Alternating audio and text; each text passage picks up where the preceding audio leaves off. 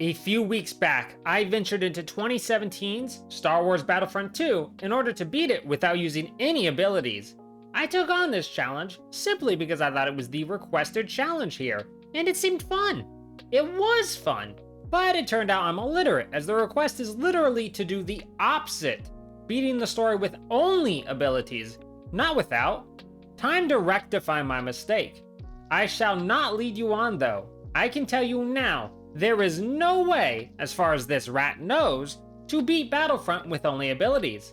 I promised I'd do it anyway, so let's see if it's not possible, then how much of the game can I beat with only abilities? I'll strive to keep the game on Special Forces difficulty as much as possible, but I will prioritize the challenge over everything else. With only my Shocky Boy, a small portion of abilities, and my irrational need to sprint into disgustingly unfavorable odds, let's go show the galaxy why they call us Special Forces. The prologue is meant to be short and sweet. Get captured, use my droid Dio to break free, then sneak and kill my way through a couple dozen rebels so I can erase key intel off their computers and make my getaway. All that can be done in less than 10 minutes. Normally. Not here. The prologue is the one place the only abilities you have are seeing enemies through walls and Dio's electric shock. Neither can help me sneak past the two guards outside my cell. I try anyway, and after a few deaths, I can time the sprint just right and make it past them, though not without a party gift from them. Fools! I had already reached the checkpoint. But here's where things get unbearably tricky. As it turns out, Dio's powerful shock ability will only regenerate on kills, and right now, my only means to kill is said shock ability, so that's a conundrum. It also regenerates on opening doors, but being there's only 2 doors between me and the intel, that only means I get the 1 shock, which would be doable if there wasn't a plethora of rebels guarding said intel. If I try to sneak past, one of them will always notice and I'll be gunned down. If I try to sprint past, Dio will take a while to open the door and I'll probably be gunned down. If I use my 1 shock on the guard who normally would notice me, yay, I can make it into the room without getting gunned down. But not yay, because Aiden refuses to delete the intel with this singular rebel hanging out in here. Need to clear the room. We don't really. He's very preoccupied. I doubt he would even notice. We could probably play Shrek the movie, watch it all the way through right here, and he'd still never notice. Sadly, with no way to eliminate him, I'm forced to restart, leading to Aiden flopping against the floor time and time again. Combining luck with the small bit of cover this wall can provide, I can break into the room without dying and shock the officer, but Aiden refuses to gather the intel while the other rebels fire on her. There's no pleasing some people. Those rebels can't even enter the room, so you'd think Aiden would just, shut the door? But apparently that's beyond her abilities as a Special Forces operative. Nor can I get the officer to leave the room so I can shock them all together. This means, tragically, the only way forward is by shock sneaking my way inside the room and choking out the unaware officer. With that unfortunate loss, I can erase the intel, moving on to the next big dilemma of escaping a ship full of armed and angry insurgents. I try to use a variety of tactics to make it past them, including just teasing them a whole bunch. But strangely, not even that works. The line of sight on me just goes on for much, much too long. Even lowering the difficulty barely allows me to make it past, and I still get cut down. If I can make it to the final room, Aiden will become stuck as the door jams and Dio struggles to open it. The swarm of rebels that come to say hello is something I can't possibly survive. So lowering the difficulty even more down to the easiest and using the old shuffle back and forth survival tactic, I still only make it out of there with 3 health to my name. I think that more than proves that any higher difficulty will always end with a dead Imperial. After an hour of that, 1 forced non-ability move and 64 deaths, I'm finally free of the frickin' prologue! The prologue! That doesn't give me much hope for the rest of the story, but hope is what rebellions are made of, not empires. So as long as Aiden stays Imperial, we should be fine, right? Switching back to Special Forces difficulty, I'm psyched to have actual damaging abilities, like this shotgun and these impact grenades. Who knew actually having the capacity to fight back could make fighting a war easier? Now only if I was good at it. Shotgun time, shotgun time. Never mind. It's all you guys. Unfortunately, poor aim aside, long ability cooldowns, being heavily outnumbered, and having allies who are only useful for getting shot at, means war isn't all sunshine and rainbows. First time I'm learning this too, and I am shocked. Not as shocked as these rebels, but still. We should move carefully. We don't know how many rebels are out here. No, we'll deal with them the same as the rest. Today we wipe out that scum once and for all. Do you ever get tired of being wrong, Hask? Also, it really doesn't take long to find out I'm as much of a danger to myself as to others. Oh, good to know my grenades affect me too. Let's be sure of that. No, they don't. Just had a heart attack. So, yep, no, okay. My grenades definitely affect me. That's my bad. When I show some sense and don't throw any grenades at my own feet, plus use both my glorious shotgun in this handy dandy rocket launcher I had stumbled upon, the rebel resistance isn't much to write home about. Adding a shield really helps as well, but only for when things go really bad for me, as it turns out attacking at all shuts the shield off. Despite just learning the lesson, I've already forgotten that my own grenades will kill me, even when they come from a grenade launcher. When I remember all these little life or death details, I can actually escape and make it off planet. If only one of those deaths back on Endor had proven permanent, because I wish I never made it this far. Aiden's TIE Fighter has 3 abilities per the usual, but only one of them actually does any damage, and it doesn't even do enough damage to finish off an enemy ship in one use, even if I make every shot land. Then every time I have to wait 25 seconds before I can even use it again. I've made it clear in my last venture that space combat is unusually empty and dull, but I crave that now. It's now both boring and agonizing all at once, as I have to stop rebel bombers from blowing our main ship, the Corvus, away. Yeah, that's not happening. I really try and make it work though.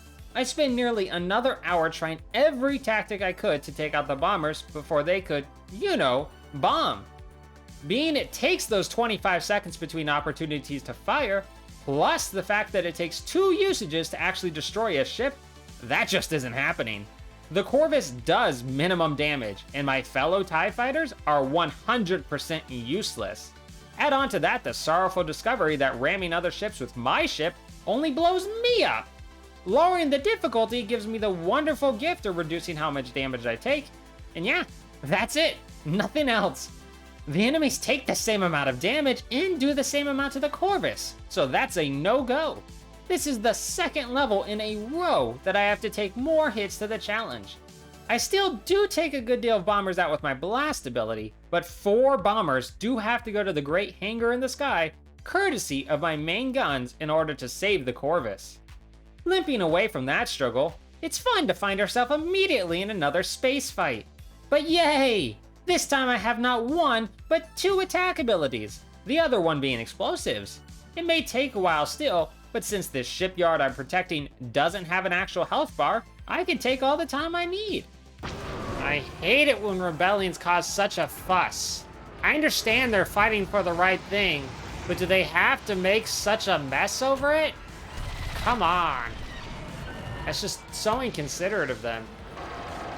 Oh, I wish somebody would just blow me out of the sky at this rate. Really? Really? Does anyone want to finish this thing off for me, please? Thank you. If good old pessimism has taught me anything, it's that life won't stay kind for long, and that proves itself true when I try to board the enemy capital ship. I've discovered in my other ventures here that this one particular moment is glitched. There's a strong likelihood that when attempting to clear the hangar, whether I do it with my abilities or just to check with my guns, I shall always explode even if I wipe out the rebels fully. After some research and experimentation though, I learned that as long as I lower the difficulty, the glitch should shut off and I can perform another happy landing before immediately raising the difficulty once more. Now that I may fire when ready, I'm finally happy to let loose on the rebels whenever my actions are on cooldown. Hey pal. It's okay, you gotta give me a second. No, I said give me a second. Ooh, that could have gone badly. Dismantling the ship's ion cannons from the inside only hits a minor snag of an entire ship's worth of rebels piling in to blast us. But it's nothing a healthy helping of shotgun blast and blaster turrets can't fix. Now this is where the fun begins. Luke Skywalker needs to get past these stormtroopers, and even though I can't block or use my saber as much as I'd like, all 3 of Luke's abilities deal lethal damage, plus have fast regeneration. It's so beautiful and rare to see. A level where I'm not in agony for once. I've long dreamed of this, you know. Well, dream's over, as it's a short level, and we're back as Iden. It's been like a week since the Death Star was destroyed, but don't you worry, the Empire has Operation Cinder, storm-creating machines that basically serve the same function, if a little bit less dramatic or final. Still, dead is dead, right? Which is what I'm gonna be when Iden decides mass murder of her own people doesn't really work with her, and she chooses treason. I show restraint and sneak past the first few stormtroopers without bloodshed, but that goes right out the window when I walk right into another patrol. Nothing shields and shotguns can't deal with. But then, like a blaster bolt to the stomach, things really go wrong for this challenge. Can I go one level without everything going wrong? Oh wait, yeah, the Luke level. Okay, I guess I can't complain. My bad. Boarding an AT-AT so we can make the world's slowest escape attempt, I'm horrified to find it lacks any abilities whatsoever. As you can imagine, that really hampers the abilities-only challenge, especially since the game requires me to destroy quite a few things to progress. In order to survive the Walk of the Walker, I have to demolish a couple of AT-STs, but in order to even move forward at all, I have to destroy 4 anti-aircraft guns, a targeting array, 2 TIE fighters, an AT-AT, and a wall all together. It'd be even worse if I couldn't walk past some walkers and reach a vital checkpoint, but still, that's quite abysmal. So bad that I actually die and reach the endpoint at the exact same time, so the game gets confused, plays the cinematic, and kills me. Thankfully, it spawns me safely on the other side of the AT-AT section, so I can let my aggression out on the poor troopers blocking my exit. Suppress those troopers! You're ugly and nobody's ever gonna be your friends. Nobody really likes you, they're just pretending. Oh, wait, you said suppress, not depress. That's my bad. You guys know you're about to get stepped on, right? Oh, I guess you don't care. That's an interesting way to handle it. It's pretty clear who's gonna win this war, and I'm tired of terrible teammates doing nothing, so off to the rebellion. Of course, the moment, the frickin' heartbeat that I switch sides, the rebellion forgets everything they've ever known and provides no backup, forcing me to very, very slowly destroy these planet killer machines all on my own. I wish I was on Alderaan when it got a new moon. The X-Wing I'm given only has rockets to attack with, which means I really struggle when it's my job to protect Y-Wing bombers attempting to destroy this Imperial Star Destroyer. Extra problematic is that the missiles I fire are incredibly easy to dodge. I honestly have no idea how I win this in the end. I just keep firing every chance I get, with my rebel allies actually doing something here and there at the end of the battle. It's not much, but it is just enough to save our Y-Wings and destroy the destroyer's defenses. Now defending the planet of Naboo, joy once more is mine as I get to play Princess Leia, whose power is a frickin' gun.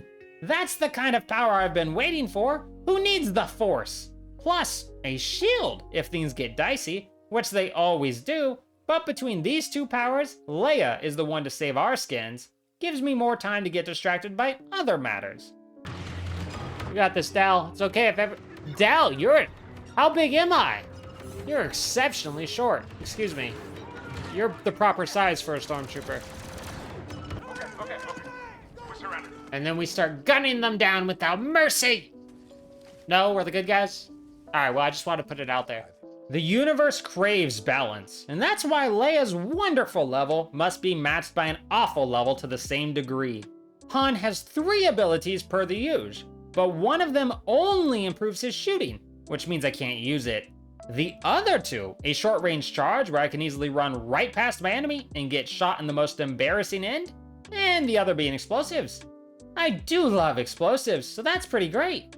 Only problem, both have a nice size cooldown, and there are just so many Imperials. So many accurate, murderous Imperials with so little cover for me. If Han's shoulder wasn't made out of the same stuff Star Destroyers are built from, I don't think I ever would have made it out of here. It takes half an hour of constant running away, throwing explosives, hiding till my cooldowns are over, and then repeating until finally, triumph. Only to learn my mistakes do not cease. In my no abilities challenge, I thought it'd be far faster to use the Millennium Falcon's missiles to wreck this large Imperial ship. They're missiles after all, and this is the most iconic ship in all of Star Wars, so one would think that means powerhouse, right? Nope, we leave that to the mitochondria, it seems, as these missiles basically do a speck of damage. Unfortunately, they're my only form of attack, and we're not leaving here till this ship is at the bottom of the lake. All while endless waves of TIE fighters attack me. I spend 20 minutes barely avoiding death by TIE fighters, making attack run after attack run after attack run on their large buddy. And by the end of it, I take so long that the Millennium Falcon blows up without me losing any health. Honestly, with how many times I had to regenerate my health from near death, I don't blame it for giving out. I don't think this even counts as flying half a ship though. What it does count as, strangely enough, is still alive, but also not targetable, meaning I don't take damage, but I can still inflict it. The powers of Lego Force Yoda are mine at long last, and I don't intend to waste them. Destroying the rest of the Imperial forces here is no trouble now, but I'm saddened to be so quickly ripped from my newfound immortality. Probably for the best, however sad it may be. Not so sad is now that I'm Iden again, I can destroy this Imperial garrison without breaking a sweat. My shotgun and grenades really are just made for this. Mostly anyway. The final portion of this ground assault is blocked by a rather sizable stormtrooper force, though they threaten me far less than the AT-ST stationed here. Hiding in cover only provides so much defense against its explosive shots, and far too many times, Iden goes flying. Whoa!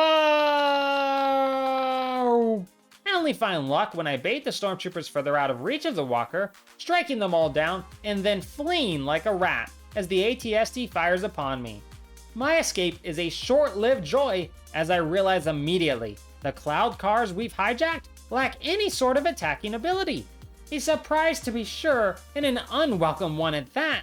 This means all 3 of the gas stations we now have to destroy require me to open fire in order to progress.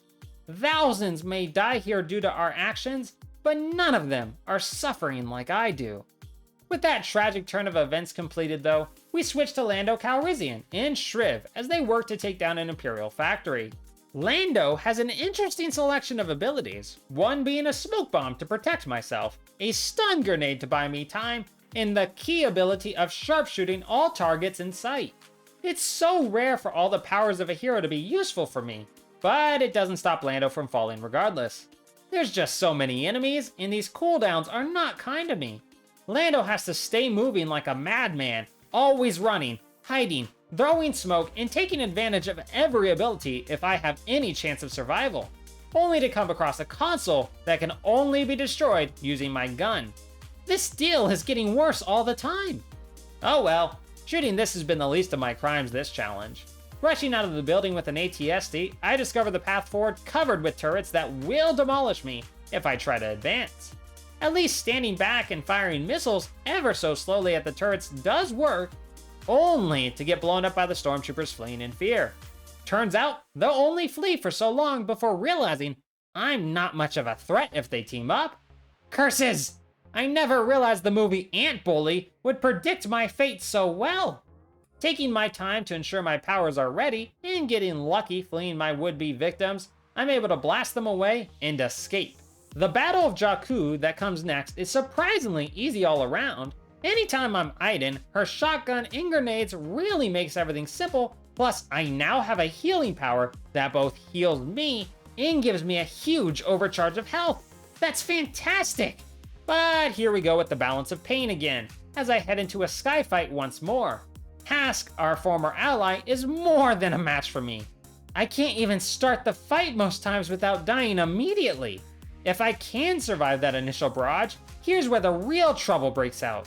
You see, my rockets deal about 1/12 of Hask's health on hit, which isn't great, but certainly not as bad as the Millennium Falcon fight, so it makes me hopeful. It turns out most times, Hask is just playing me, I guess, for he has the option to speed up way beyond me. If he's slightly distant, my rockets won't hit. If he slightly turns, my rockets won't hit. If he doesn't turn, my rockets probably still won't hit. With my odds of hitting Hask next to non-existent, all the while his men pepper my ship with holes, you can understand why this one dogfight takes 47 minutes to succeed. 24 of those minutes being the total time it takes to actually win in one go. Hask rarely slows down, so it's just one long flight of chasing him around while I wait for my chance and hoping I don't die in the meantime. If he ever gets a beat on me, I'm dead, so I can't let up for even a moment. But after all that time, Hask finally does go boom, and I can follow in his stead, crashing onto the nearby Star Destroyer. She's alone! Stop her! Get him. I'm never alone. Oh, I was alone. Defeating the enemy force is a breeze, and reaching the escape pod is actually the most dangerous part of this encounter. Mainly because I insist on walking dramatically through the burning ship. What can I say? The drama in me just insists on it. Escaping, the war ends, and we can jump 30 years to Kylo Ren terrorizing poor Del. I'm pretty sure it's because he's asking Del who would win in a fight, Kylo or Vader, but Del keeps saying Vader, which of course Kylo doesn't like. Doesn't help his argument that fighting as Kylo is not an easy feat. All his moves are quite powerful, but they all take their time regenerating, giving him plenty of time to fall. But do enough cowering and anything is possible. Still, Del refuses to say Kylo would beat Vader in a fight, so a not blown up Hask kills Del for his brave but true words. I may not be able to slay Kylo because he's protected by the Force and plot armor, but Hask is mine. Before I know it, I'm fighting through the streets in search of Aiden's daughter so we can hunt down Hask as a family. Really, the shotgun, heal, grenade combo, plus throw in a few rocket launchers and nothing, absolutely nothing stands in my way anymore. Well, except 2 walkers at the end, but even they couldn't stop me for long. Are you dead? You're just staring at me creepily? Yeah, that's what I thought, pal. You keep it moving. You took the sound with you.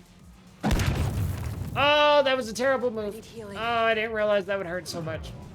Sneaking on board Hask's ship, it's not any trouble to kill my way through, especially when I come across this beauty. Let's play, boys. Yes! Feel the power. No, don't kill me. Whatever trauma this game has given me, I think this gun almost makes up for it. It's no easy feat to hold off waves of First Order troopers as my daughter sets explosives up on their hyperdrive, but this gun makes it all worthwhile. They didn't say please upon entering this room, so I feel it's my obligation to send them on their way. After spending all game horribly underpowered in most situations, I really needed this. Using this big beautiful gun, my heals, and every other tool at my disposal, plus my main strategy is abandoning my invincible daughter to the First Order forces when things get tough, so I can hold the line until victory is ours. All that's left is one last explosive standoff. Sure. Then we find Triv and get out of here. Fine by me. I'm sure nobody would show up randomly behind us. Oh my god, what a surprise. Come on, use your weapon! I'm not allowed, it's against the challenge. See? He knows it. He's watched me. He's finally figured it out after 30 years I've never once used the weapon. Oh, I'm not allowed to use this gun. Please just throw yourself off the edge. I'm not even sure how I died since Hask clearly doesn't have a gun in his hand. You have failed this city. Didn't forget this time, pal. With no choice but to fire, we finished this challenge with another failed tally mark. Huzz! Not quite huzzah, cause this challenge kicked my butt. Over 9 hours, 44 minutes, and 209 deaths and 22 forced non-ability uses, I've definitely not beaten 2017's Star Wars Battlefront 2 with only abilities. But honestly, based off that beginning, that wasn't as many usages as I expected, so it's something. I thank you for the idea, Mustache, and I hope everyone has enjoyed the adventure. I'm off to see if I can beat all of life without any special abilities.